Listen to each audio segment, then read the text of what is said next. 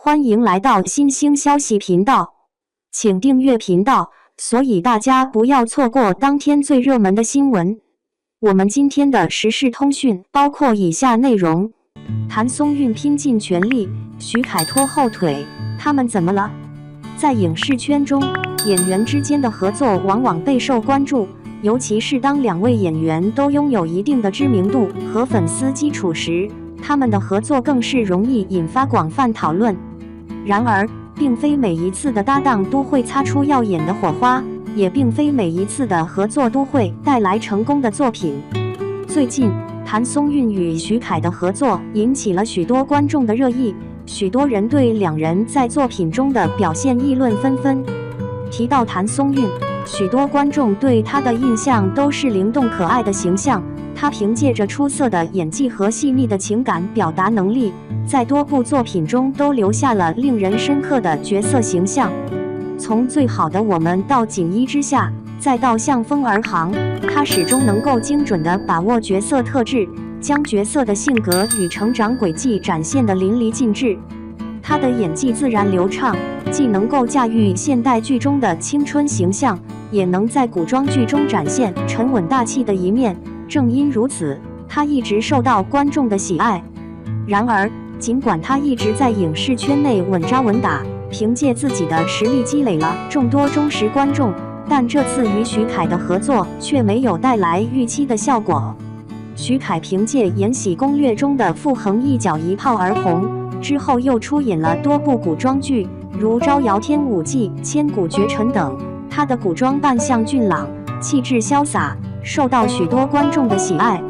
然而，随着作品的增加，观众对于他的演技评价却呈现出两极分化的趋势。不少观众认为，徐凯的外形条件出色，适合出演英俊潇洒的角色，但在演技方面却始终难以突破。无论是在现代剧还是古装剧中，他的表演方式都显得较为单一，情感表达不够丰富，台词功底也有待加强。在这次与谭松韵的合作中，他的表现实在难以与谭松韵相匹配，导致整部作品的观感受到影响。作品的失败，责任该由谁承担？对于一部作品来说，成功与否并不完全取决于演员的表现，剧本、导演、制作、剪辑等多个环节都会对最终呈现的效果产生重要影响。然而，当一部作品没有达到预期效果时，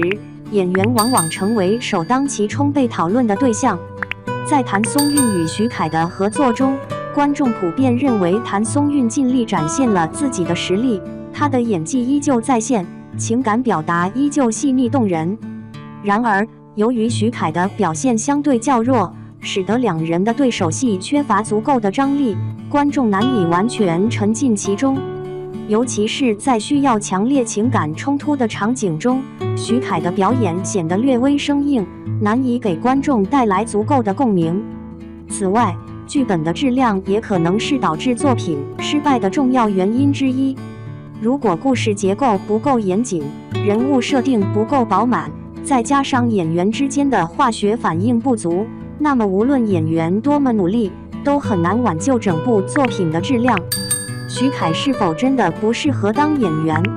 由于这次合作的表现不尽如人意，徐凯再次被推上风口浪尖，许多观众开始质疑他的演技，甚至认为他不适合做演员。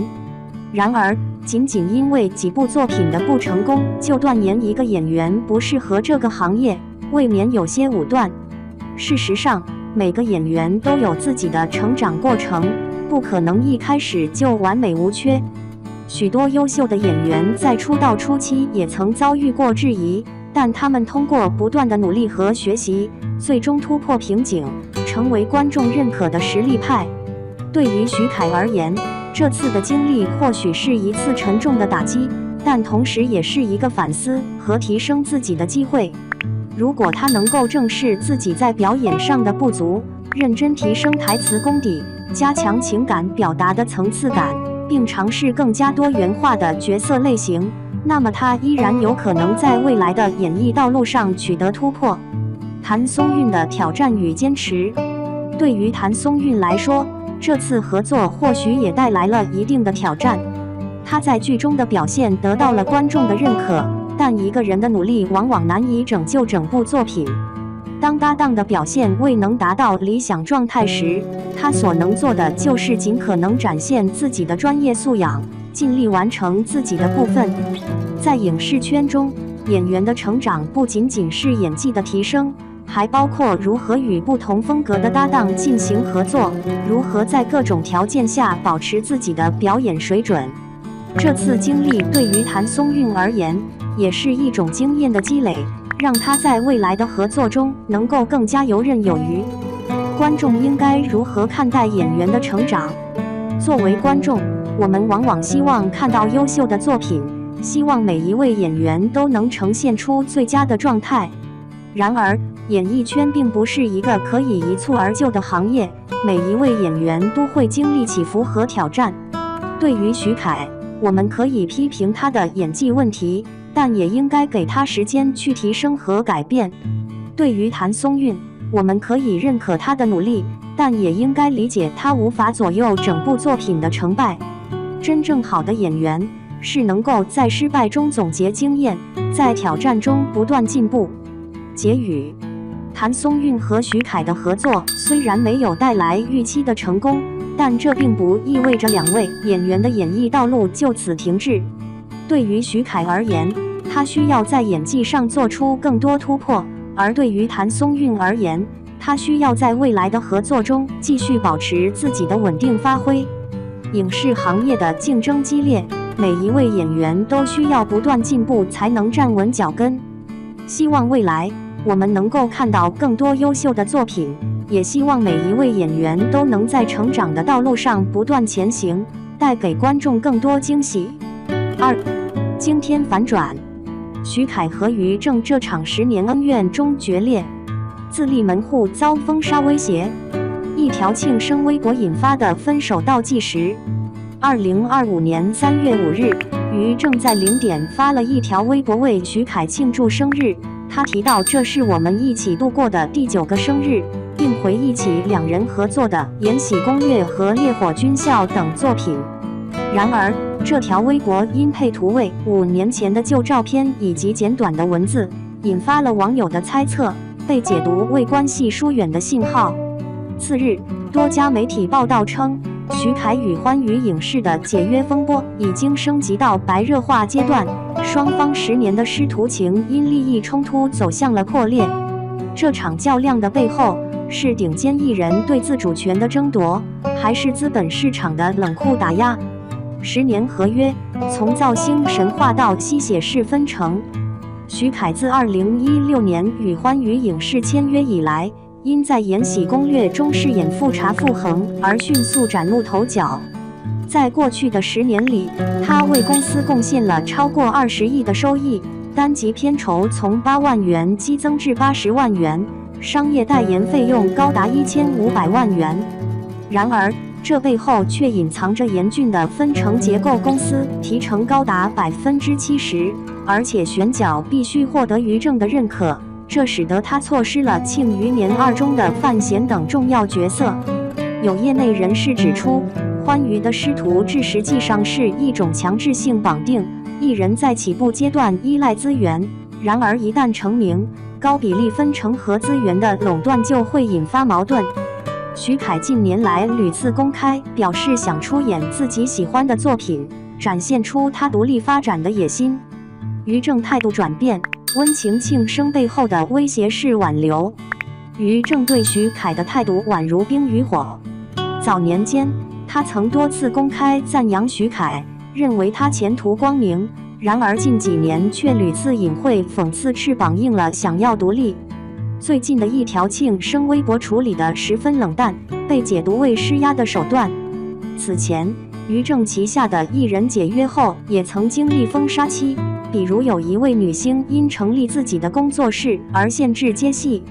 一位娱乐经纪公司的高层人士表示，于正善于通过情感来绑定艺人，但徐凯的商业价值已经足够独立。如果成功解约，欢娱将失去其最大的收入来源，冲突势必会很激烈。利益博弈，资源卡位战与流量转型困局。徐凯解约的核心诉求是自主权、独立接戏分成比例提高30%，并摆脱欢娱的选角干预。然而，自立门户面临2大挑战：一、资源封锁。于正被曝通过行业人脉施压，限制徐凯接触头部项目，例如原定许凯主演的某 S 家古装剧临时换角。2、流量转型困境。徐凯近年尝试拓宽戏路，如主演文艺片、现实题材剧，但口碑分化如《你比星光美丽》豆瓣6.8分，市场仍将其定位为古偶男神。影评人尖锐指出，流量明星的转型必须摆脱资本的惯性。虽然徐凯若与欢娱分开，短期内可能会遭遇资源减少，但从长远来看，摆脱于正美学的标签或许是突破的关键。行业反思：师徒制崩塌与生态重构。徐凯与于正的分道扬镳，映射出娱乐行业师徒制的深层次危机。在传统模式中，公司通过资源的独占与艺人建立绑定关系，而随着顶层流量的崛起，利益的失衡必然会导致反向冲击。3大争议焦点：分成比例合理性，70%抽成是否违背行业惯例？合约自由度，艺人能否拒绝公司安排的商业合作？解约代价，封杀威胁是否构成不正当竞争？行业专家强调，应该建立更加透明的利润分配机制和仲裁制度，以防止出现解约就崩溃的恶劣循环。顶流的孤注一掷与行业的未来答卷。徐凯的解约事件，既反映了个人与资本之间的斗争，也象征着娱乐行业生态的转型。如果他能够成功脱身，可能会激励更多艺人争取自身权益；反之，如果失败，则将验证流量终究难以战胜资本的残酷真理。这场较量的结果，或许会重新界定顶流与造星者之间的权力界限。网友热议：支持徐凯，吸血合约早该终结。于正一手捧红他，解约是不是忘恩负义？流量转型太难，希望他能成为下一个胡歌。这场10年恩怨的终章，注定写入内娱史册。